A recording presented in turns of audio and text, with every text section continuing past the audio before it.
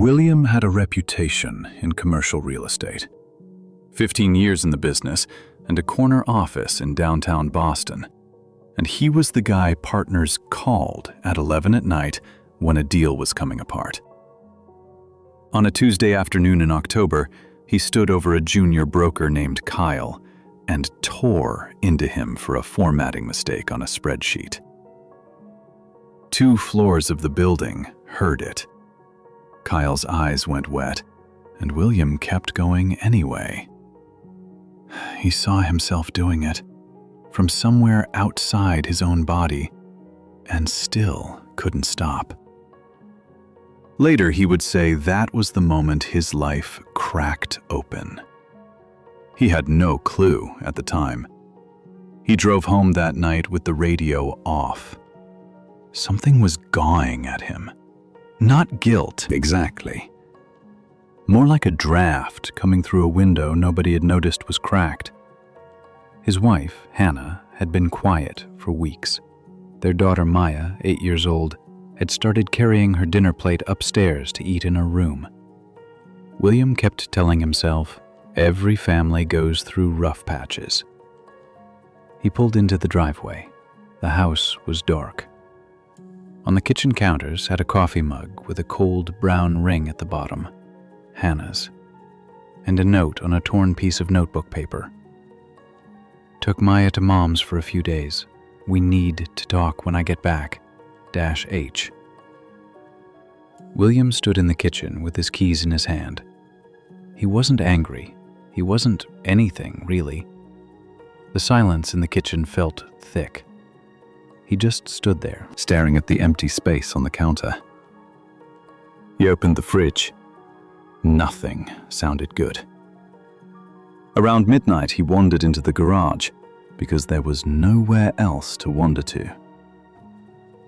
The garage had always been where he put things he didn't know what to do with. Along one wall were plastic bins of Maya's outgrown toys and boxes of tax paperwork a decade old. Against the far wall sat a green Footlocker his dad had left behind when he died back in 2003. His father, Richard. William hadn't thought about his old man in a long stretch. He dragged the Footlocker out and popped the latches. Wrenches and pipe fittings on top. Underneath was a stack of cheap black notebooks bundled with old rubber bands.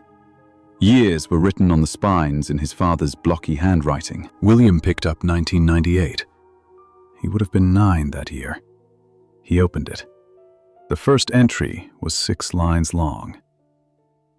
Fixed the Simmons water heater.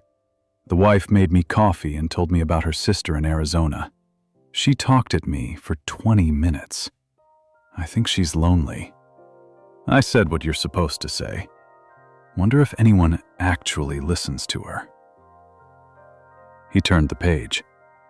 William made a drawing of a whale for school. It's on the fridge. The tail is bigger than the body. He kept asking if it was any good. I told him it was. It is. William kept reading.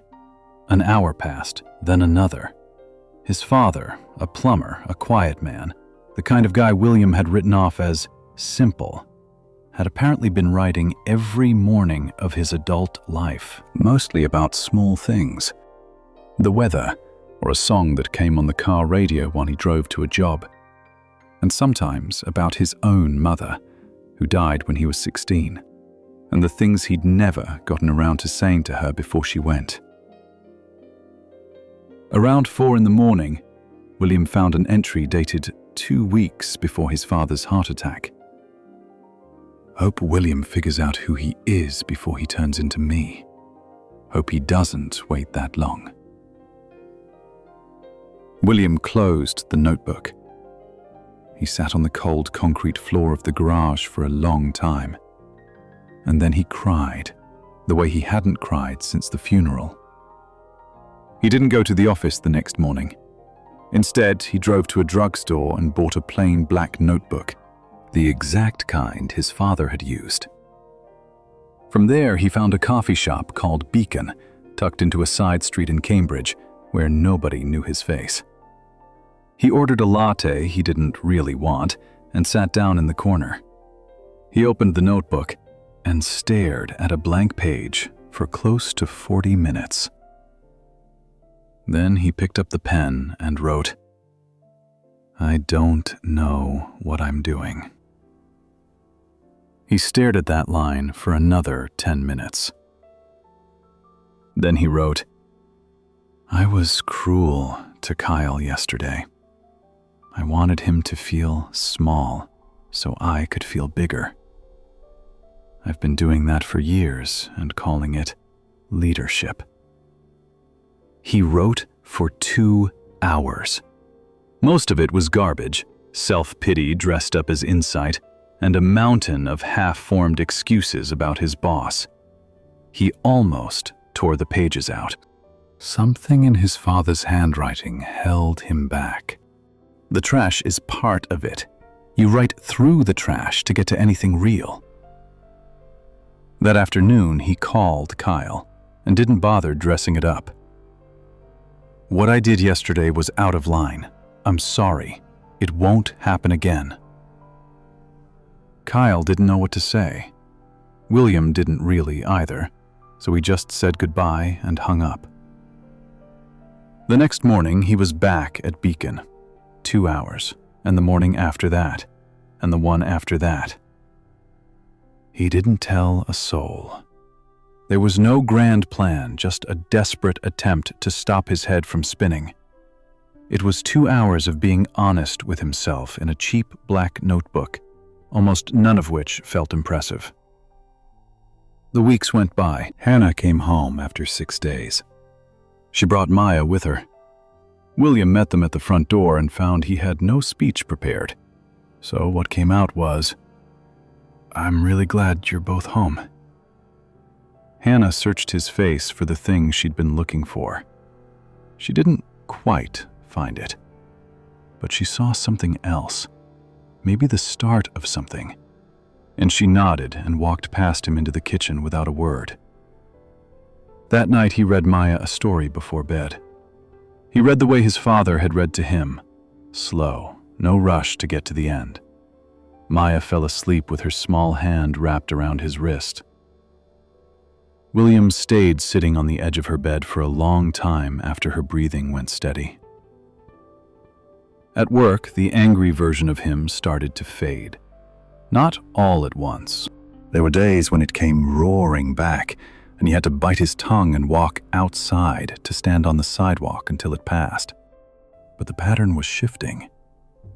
He caught himself listening in meetings.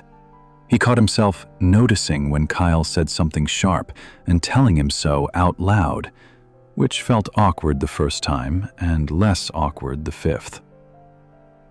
One Saturday morning in February, Maya came into the kitchen while he was making pancakes. She had a glass jar in her hands. "Dad, look!" There was a grasshopper in the jar, slow with the winter cold. She'd found him in the garage. "I want to keep him. I'll feed him lettuce." William turned the stove off. He crouched down so the two of them were at eye level. "What do you like about him?" Maya thought about it for a second. "His legs fold up weird, and he's so still, like he's thinking about stuff." "Huh," William said. "I never noticed that." She looked up at him with an expression he hadn't seen on her face before. Something like open curiosity. There was no wariness in it. Like a door she'd given up trying to open had swung wide on its own. That was the moment he knew something had moved. He wasn't fixed. His marriage still had cracks that weren't going to close in a month, and Maya had years of being afraid of him to unlearn, which she'd do at her own pace. William himself still caught flashes of the old version. The sharp one, the one who made his own blood boil when a junior broker was slow on the uptake, and would have to sit with those flashes and wait for them to ease up. But he kept showing up at Beacon every morning. 2 hours. Some days it was boring, and he filled a page with nothing worth keeping. Other days, he wrote the same bad sentence 6 times before giving up. Once in a while, he wrote something that made him so uncomfortable, he had to close the notebook and walk around the block just to get his feet under him again. The anger didn't magically vanish, but for the first time, he was actually watching himself instead of just reacting blind. That's a distinction almost nobody talks about. Here's something he wrote about a year into it that I think is worth sharing. I used to believe self-improvement meant fixing yourself. Like you were a car with something wrong under the hood, and you just needed the right tools and the right mechanic, and you'd come out the other side repaired. That's not what this is. This is more like sitting with a neighbor you've been avoiding for years. You stop pretending you're not home. You open the door. You let them in. You make them coffee, even though you don't really want to. And after a while, you realize the neighbor is you. You've been avoiding yourself your whole life because you were scared of what you'd have to say. That's the whole thing, really. 2 hours every morning of not hiding. 2 hours where nobody needed anything from William, and William didn't need to perform for anybody, including himself. William's father had done the same thing, out in the kitchen before his plumbing jobs, in a small house that always smelled of instant coffee and WD-40. William did it in a cafe called Beacon, with a latte he let go cold. The location wasn't the point. Whether he showed up, that was the point. Most people never do. 6 years later, Maya turned 14. William was 43. One winter evening, he was putting some old boxes back in the garage, and Maya walked in holding a notebook. Not a new one of his old ones. "I found this in the Footlocker," she said. She looked a little nervous. "I read some of it. I hope that's okay." William felt a chill he couldn't quite place. She opened the back cover. She'd written something there, in her own careful handwriting. "Dad, when I was little, I was scared of you. You were sad and you were loud, and I didn't know which one you'd be when you came home. I don't remember exactly when you changed, but you did. I read these and I think I understand you now. I love you. I bought my own notebook last week, going to start tomorrow. Maya." William read it twice.